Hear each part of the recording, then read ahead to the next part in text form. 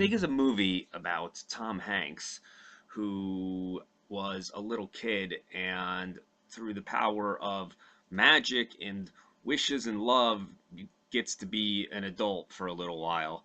Um, the movie opens up with this kid whose name, it's Tom Hanks as a kid. I believe his character's name is Josh.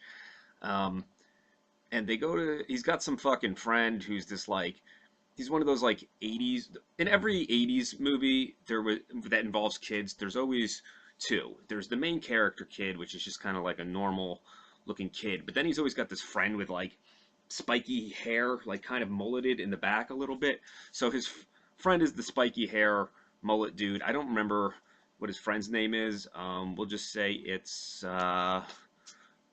Eric. Sure. So Josh is Tom Hanks. Eric is spiky hair dude. They're at a carnival, or they go to a fucking traveling carnival that comes into town, and there's some girl there that he likes or something. They're all in middle school, so and she's got like blonde hair or something, and they all are gonna go on some sort of ride, like one of those crazy, like one of those octopus rides with like the 8 arms, and this little fucker spins around and shit. So they're all gonna go on that, and he's just not tall enough, right? So he misses it by like an inch, and the fucking carney's all like, "Hey, sorry, you little douchebag, go jerk off in those teacups there." Not the actual teacups, and not actually jerking off. I just mean go ride the teacup ride. Um, so he's just like super depressed. His spiky hair friend's like, "Yo, fucker, I'm gonna go mac on this lady or whatever." There might have been a bully involved making fun of him for being short. Um, so he gets kind of pissed off, and he wanders down to the other end of the carnival where he sees this. Uh, it's like a little fucking game or something. You put a quarter in, but it's got this robot fortune teller dude. I think it's like a Zoltan or something. I don't know if that's actually it. It's a Zoltan machine. It's a fucking dude with a little one of them hats on. Turban. That's the name of those hats. Um, and he's just like, it's just a robot though, and he gives it a quarter, and you get to make a wish on it. And in his desperation, he just goes, "I wish I was big." And then it fucking spits out a little fortune card, and it just says like, "Hey, guess what, dickhead? You're gonna wake up big tomorrow." Um, so he doesn't believe that, of course. He's not like, "What the fuck?" So I mean, it's just a carnival game. He goes home though, and he does. He falls asleep, and when he wakes up the next day, he's big. Um, and in this case, big doesn't mean like he's just an actual version of a child who is just a larger version of that child. It means he's grown up. He's now a 28-year-old man, let's say, or however old Tom Hanks was in 1988. Um, so he wakes up and he's like, and all his clothes are tiny on him, and he goes to like get waffles from his mom because he's hungry, and she's just like, "Who's this man in my house?" And she starts hitting him with a fucking broom, and he runs out and he runs to his spiky-haired friend's house, and his spiky-haired wait, what did he say his name was?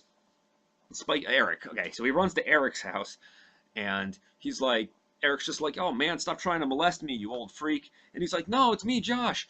Um, so he convinces them somehow by like, I mean, how do people convince people that they're somebody else in these body swapping movies? It's always like, "Oh man, you got that mole on your fucking shoulder I know about." So he tells Eric he's got a mole, and Eric's like, "Oh my god, only Josh would know where my weird mole is." So, so yeah, he convinces them that he is Josh. So now they got to figure out what to do. There's no going back. Josh's parents don't believe that he's big. I guess he's never seen his parents' moles to convince them that.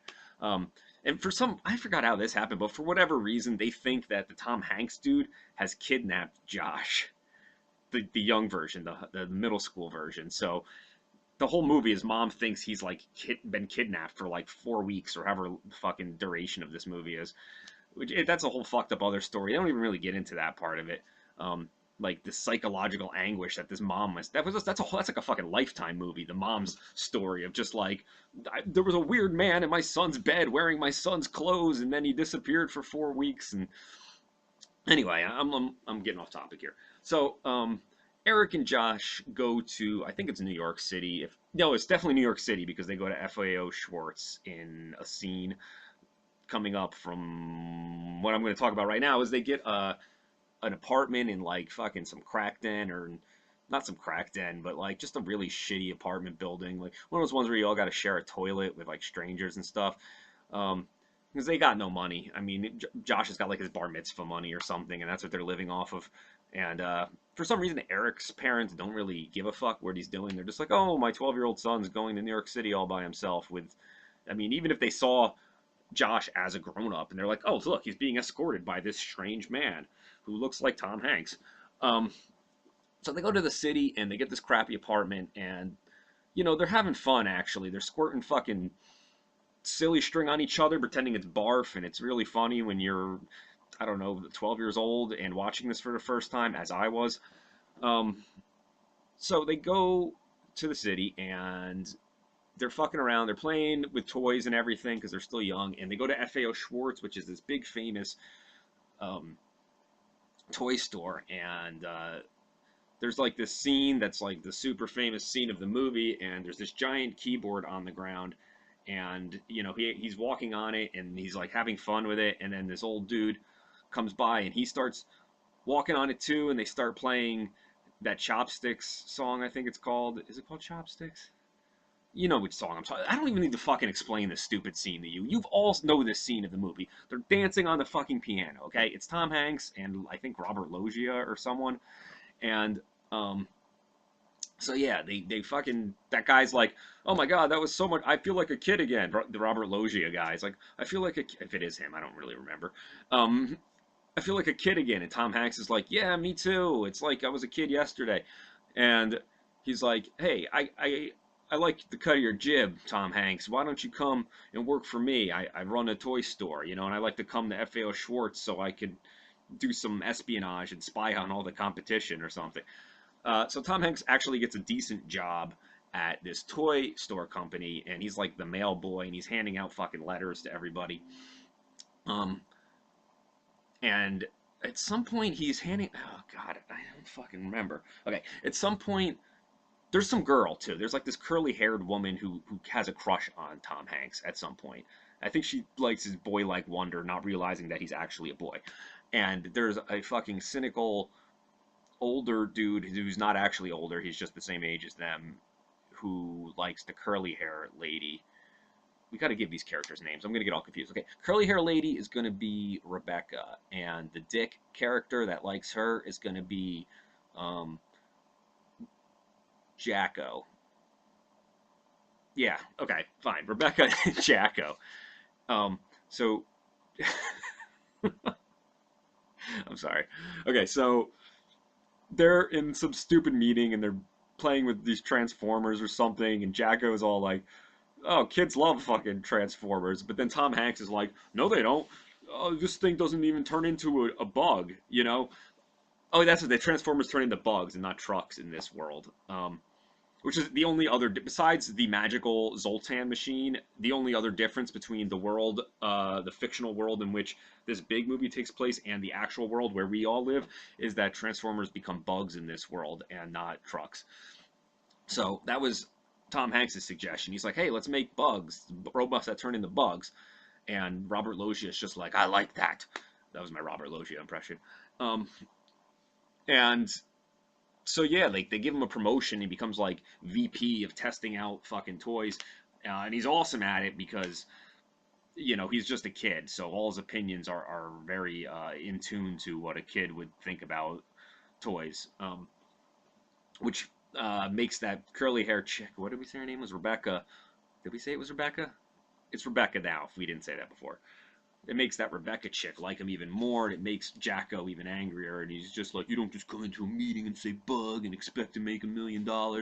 But he does. He gets this super fucking, Hanks gets this super nice apartment, and they buy like a trampoline, and a pinball machine, and it's like a fucking studio apartment full of all these bouncy balls, and it's great.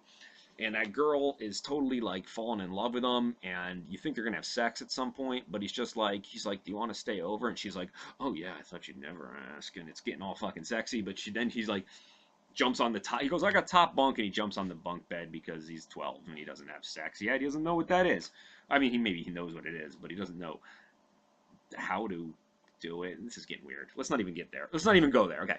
Um, there's also another scene where I think they go to a party or something, and he has this like, she's like, the Rebecca's like, oh, you got to wear this suit or something to this party. So he gets a this like white suit with all these sequins and shit going down it, and he eats a little baby corn. I don't know why this stuck. I think this is this another memorable scene from this movie. This is stuck out to me too.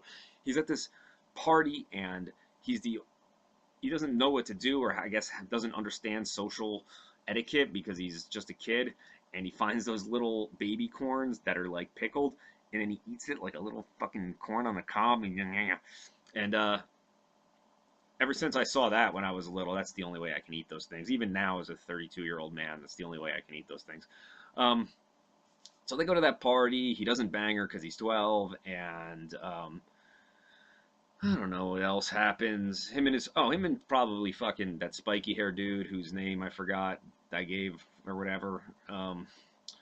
They have some sort of falling out, probably because like he's like, you're becoming an adult man. Um, yeah, what else happens? I don't know. At some point, that fucking Jacko dude figures out that Tom Hanks is really a 12-year-old boy, and I think he exposes that to the girl, and that girl's like, to the fucking curly hair, and that girl is like, oh my god, I can't believe it, I'm a pedophile. There's like, you know what I'm thinking about? There's a really like weird, this is like a really weird gray area that this movie really touches upon here. Because like, what is it that makes somebody an adult? Is it their age in numbers? Is it their mental age? Is it the development of their body? Right? This is what Big is really about. Um, well, maybe it's not what Big is really about, but there's some weird subtext here, and that's what we're kind of touching on right now, which has nothing to do with the plot of the movie. So I'm gonna again move on from that. Um, of course, I don't remember the plot of the movie or the rest of the plot of this movie, which is why I'm stalling and making up shit and just talking out loud. Um, let's think. Maybe then she's like, I can't date you because you're 12 and my cutoff is 13 or something. I don't know. Hanks fucking tries to figure out, he wants to become a kid again. He's like, this adult shit is not all it's cracked up to be. I got Jacko gunning for my job. I got this girl fucking throwing her body at me. I don't know what those things on her chest are called. I got my little friend here, and we're not really connecting anymore because, you know, he's talking about gym class, and I got fucking expense reports I got to fill out. So he's in search of the Zoltan machine, and apparently they've been like, maybe they've been looking through it for this whole movie. This is like pre-internet though, so it's a little difficult to like track something like this down. I mean, in this era, you would just Google Sultan machines, find out the company that makes it, and then figure out which one is. It wouldn't be that difficult. It would take like probably 2 hours at the most to figure out where this thing is. But in this movie, it took like 5 weeks. So they eventually find it, and they go to the. It's down at the seashore, I guess. It's some boardwalk, and it's right before they're about to fucking demolish the boardwalk or demolish the machine. Maybe that's not what happened, but I'm just adding that because it would make it more drama filled. Yeah, okay. So they have the fucking a big claw comes by, right? And it picks up the Zoltan machine, and he's like, "No, I need to make a wish on it." So fucking Tom Hanks is running, and he leaps, and he's flying through the air. The machine's up in this claw, and he's got a quarter in his hand, and it's outstretched, and he hits it right into the machine, just as it's about to get dropped in this wood shredder or something, and he puts it in there, and the Zoltan comes to life, and he's like, please tell me your wish. And he's like, I don't want to be big anymore. And then the fucking card shoots out, and the machine falls into the wood chipper, and Zoltan gets all fucking killed, and blood and shit is everywhere. And then the card slowly floats down, right, lands at Tom Hanks's feet, and it's like, whatever, bro, the card says. And we're like, oh crap, did it work? What does whatever, bro, mean? And, is this machine being sarcastic? Is it capable of this? Who would program that in a machine? But yeah, they do. He wakes up the next day and he's not big anymore. He's small. And the movie ends. He shows up to his house, um, and his mom comes running out of the building. Oh, I think maybe he has like a scene with Rebecca, one last scene where she's just like, "Hey, call me in 10 years when you grow pubic hair," and he's like, "Sure." Anyway, he goes back to his house, and his mom is there, and she runs out, and she goes, and she gives him a big hug, and she's like, "Oh, Josh, I can't believe you've been kidnapped for a fucking month. I turned back to drinking, which I had quit before you were born, and your brother's been neglected because I've been an emotional wreck, and just we don't even touch on that. She's just happy that he's there. He's happy he's there. He cries, and we all learn a little bit about ourselves in the end.